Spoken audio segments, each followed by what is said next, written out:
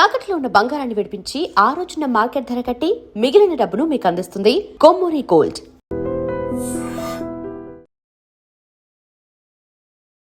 ఆసియాలోనే అతిపెద్ద గిరిజన పండుగ మేడారం సమ్మక్క సారలమ్మ జాతర ఈసారి చాలా కొత్తగా సరికొత్త శోభను సంతరించుకుంది. మనందరికీ తెలిసిందే. ముఖ్యమంత్రి రేవంత్ రెడ్డి ప్రత్యేక చొరవ తీసుకున్నారు. భక్తుల కోసం ఎన్నడూ లేని విధంగా భారీ ఏర్పాట్లు కూడా చేశారు. పారిశుద్ధ్యం నుంచి భద్రత వరకు కూడా ప్రతి అంశంలో ప్రభుత్వం చాలా జాగ్రత్తలు తీసుకొని జాతరనైతే నిర్వహించినటువంటి సందర్భం. అయితే ఈ భక్తి పారవస్యం మధ్య ఒక ఆసక్తికర పరిణామం అయితే ఇప్పుడు సోషల్ మీడియాలో ఒక సెన్సేషన్ క్రియేట్ చేస్తోంది. ఒక అధికారిని విధి నిర్వహణలో ఉంటూనే గిరిజన సంస్కృతిలో మమేకమై వేసినటువంటి డ్యాన్స్ ఇప్పుడు నెట్టింట వైరల్గా మారిపోయిన పరిస్థితి. గతంలో కుంభమేళాలో ఒక సామాన్య యువతి మోనాలిసా ఇప్పుడు హీరోయిన్ అయిపోయింది అనుకోండి.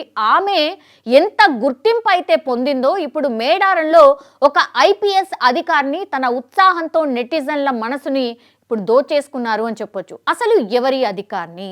సారలమ్మను గద్దెపైకి తీసుకువస్తున్నటువంటి అపురూప ఘట్టంలో రాష్ట్ర మంత్రి సీతక్క అట్లాగే తోటి పోలీస్ అధికారులతో ఉత్సాహంగా అడుగులు వేసి డాన్స్ చేసినటువంటి సందర్భంలోనే ఆ అధికారిని పేరు వసుంధర యాదవ్ అని తెలుస్తోంది. కాకి దుస్తుల్లో గంభీరంగా ఉంటూనే జాతర సంబరాల్లో మమేకమై ఆమె వేసినటువంటి స్టెప్పులు ఇప్పుడు ప్రతి వాట్సాప్ స్టేటస్ అనుకోండి, ఇన్స్టాగ్రామ్ రీల్స్లో పూర్తిగా కనిపిస్తూ ఉన్నాయి. మేడారంలో మెరిసినటువంటి ఈ అందమైన ఆఫీసర్ అంటూ ఈ వీడియోలు షేర్ కావడంతో నెటిజన్లు ఆమె బ్యాక్గ్రౌండ్ గురించి తెగ వెతకడం స్టార్ట్ చేశారు. సో అందుకనే అసలు ఈ వసుంధర యాదవ్ ఎవరు అని ఒకసారి తెలుసుకునే ప్రయత్నం చేద్దాం. వసుంధర యాదవ్ కేవలం డాన్స్తోనే కాదు, తన జీవిత పోరాటంతోనూ అందరికీ స్ఫూర్తిగా నిలుస్తున్నారు. ఉత్తరప్రదేశ్లోని ఆజంగఢ్కు చెందినటువంటి ఆమె కంప్యూటర్ సైన్స్లో ఇంజనీరింగ్ పూర్తి చేశారు. తండ్రి ఫరూబీ యాదవ్ కళ నెరవేర్చడం కోసం ఐపీఎస్ను లక్ష్యంగా చేసుకుంది. 5 సార్లు విఫలమైనా సరే పట్టు వదలకుండా 6వ ప్రయత్నంలో తన సత్తా చాటి 2023 బ్యాచ్ ఐపీఎస్ అధికారినిగా నిలిచారు. సో నాన్న కోరిక నెరవేర్చడమే నాకు అత్యంత సంతోషకరమైన విషయమని ఆమె గర్వంగా చెప్తున్నారు కూడా. సో యూపీ నుంచి తెలంగాణ క్యాడర్కు వసుంధర యాదవ్ 2023 ఐఏఎస్ బ్యాచ్కు చెందినటువంటి అజయ్ యాదవ్ను ఫిబ్రవరి 2025లో వివాహం కూడా చేసుకున్నారు. ఇది నాకు తెలిసి చాలామందికి అయ్యో అప్పుడే మ్యారేజ్ అయిపోయిందా అనుకొని ఉంటారు. అజయ్ యాదవ్ ప్రస్తుతం తెలంగాణలోని ఖమ్మం జిల్లాలోని కల్లూరు సబ్ కలెక్టర్గా ఆయన విధులు నిర్వహిస్తున్నారు. భర్త ఇక్కడే పనిచేస్తూ ఉండడంతో ఆమె కూడా ఉత్తరప్రదేశ్ నుంచి తెలంగాణ క్యాడర్కు బదిలీపై వచ్చారు. గతంలో గ్రే హౌండ్స్లో ఏఎస్పీగా అనుభవం కలిగినటువంటి వసుంధర ప్రస్తుతం ఖమ్మం జిల్లా కల్లూరు ఏసీపీగా బాధ్యతలు నిర్వహిస్తూ ఉన్నారు.